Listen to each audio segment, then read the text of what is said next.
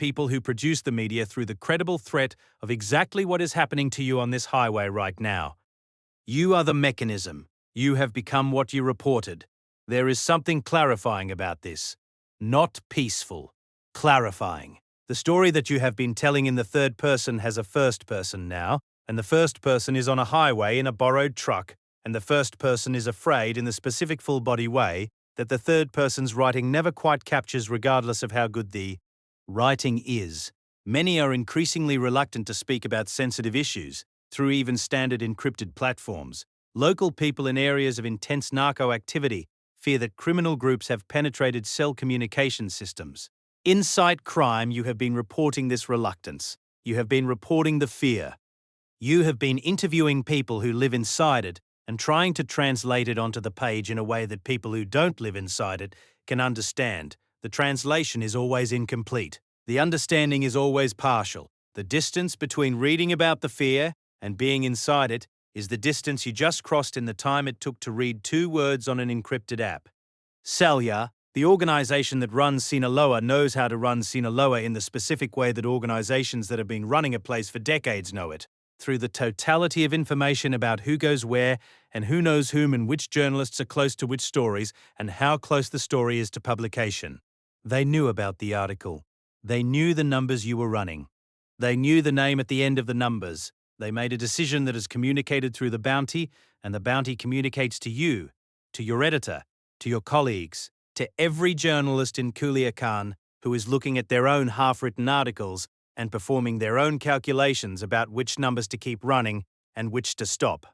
You arrive at a town 2 hours north of Culiacan where a contact lives. The contact is a former state official who left office under circumstances that have never been fully explained and who now lives quietly and who has over 3 years of professional relationship, become someone whose judgment you trust in the specific way that journalists trust sources.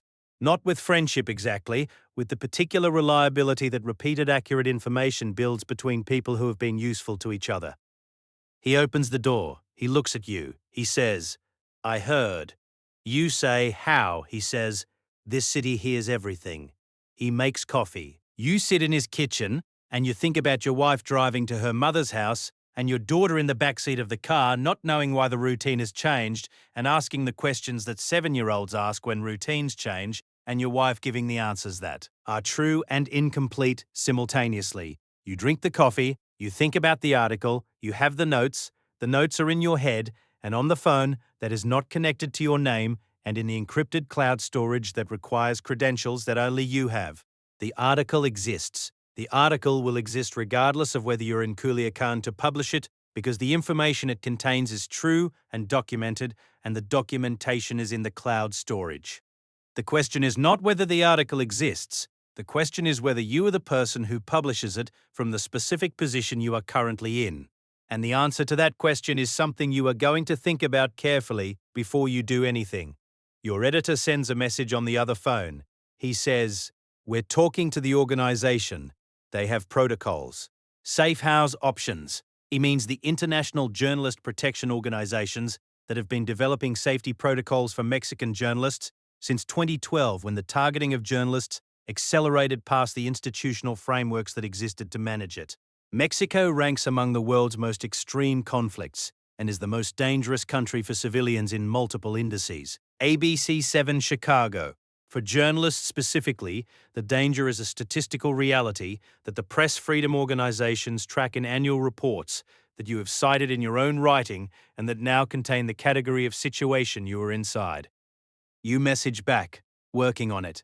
This is partially true. You are working on it in the sense that your mind is running every variable simultaneously. The immediate safety question, the medium-term location question, the longer-term professional question of whether and how you continue this work from wherever the immediate and medium-term questions resolve.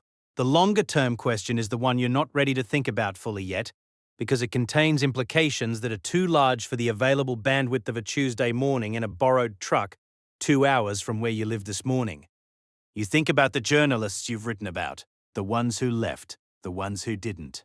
CJNG conducts public executions and displays the bodies, often publicizing these acts on social media or leaving threatening messages. Al Jazeera, you have seen the social media posts. You have reported on them. You have described them in the professional language of a journalist who is documenting atrocity while maintaining the distance that professional language provides. The distance is gone now.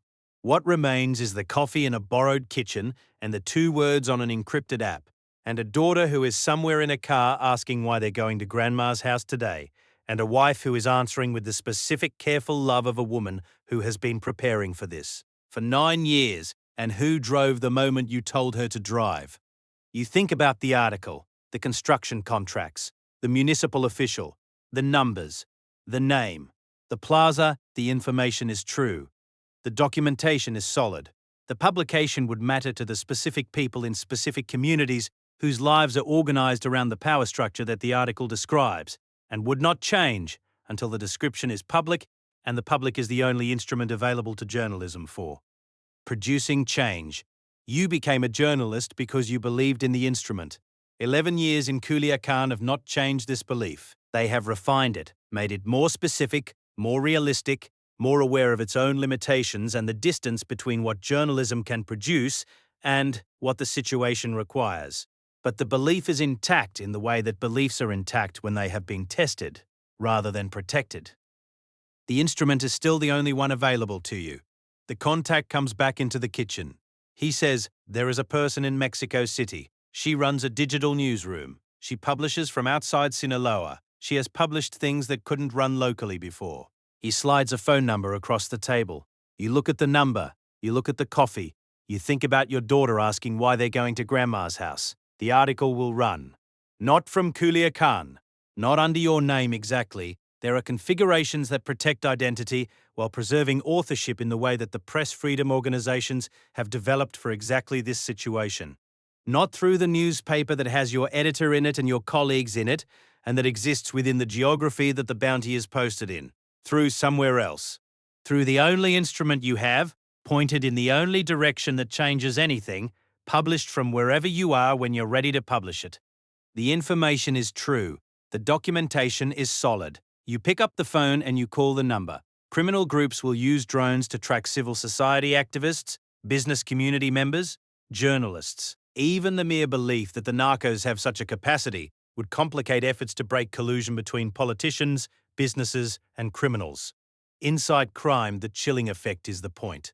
The bounty doesn't need to be collected for the bounty to work. The bounty works if you stop. The bounty works if your colleagues see what happened to you and recalculate which articles are worth finishing. The bounty works if the half-written story on the screen stays half-written. The bounty doesn't work if the article runs. The phone rings twice. A woman answers. You say your name. There is a pause. She says, I know who you are.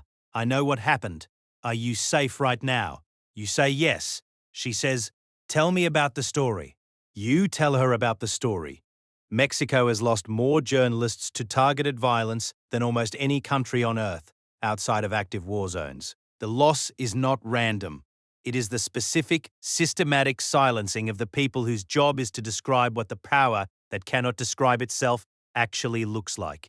Every story that doesn't run is a victory for the thing the story was about. Every journalist who stops is the mechanism working as designed. Understanding that is not protection. It is not safety. It is not the 2 words on an encrypted app or the borrowed truck or your daughter in the backseat asking questions. It is just the reason you pick up the phone.